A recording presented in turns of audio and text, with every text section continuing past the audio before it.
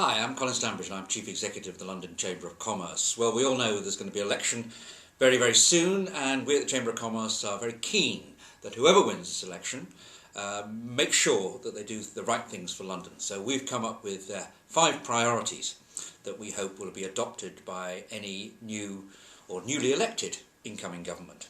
The first one is to complete Crossrail and the tube upgrade on time.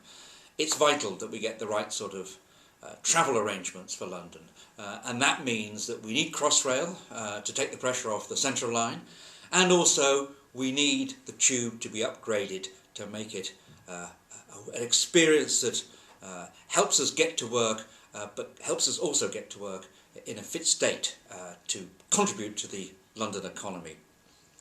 We also want more of the taxes raised in London to be spent in London. A huge amount of tax that is paid by those people who live in London and work in London is spent elsewhere.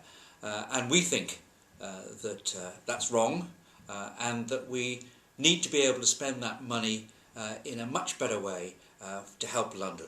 And this in turn, of course, will help the rest of the UK, because if London succeeds, then the UK succeeds. We also want local councils to keep a share of the business rates for investments. We feel that businesses will look on paying the business rate in a much better light if they feel that at least some of the money they're paying there is going on things that will help them in their locality. We want to prioritise primary and secondary education and tackle worklessness. One of the key factors in any booming economy is having the right skills. The right skills allow people to get into work, and they, more importantly for the businesses, allow the businesses to proceed and to get better, and therefore earn more for the economy. And if businesses earn more for the economy, then we can have more schools and more infrastructure and more hospitals as they pay their taxes. Key to doing that is to get the right skills to the right people.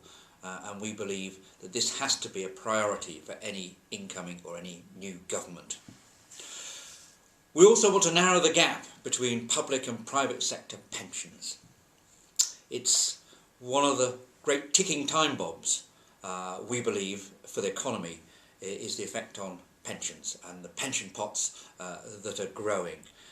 In the public sector, it has become one of those key cornerstones of employment, that you have an extremely good pension. Now, we feel that obviously everyone should have a good pension, but the disparity between those people in the private sector and those people in the public sector has got far too wide. We need to narrow that gap, and people need to understand that if you're paying into a pension, whether you're in the private sector or in the public sector, you should have closer results when it gets to retirement age, so we can all live a comfortable life when we've finished up working. Well, those are our priorities for government.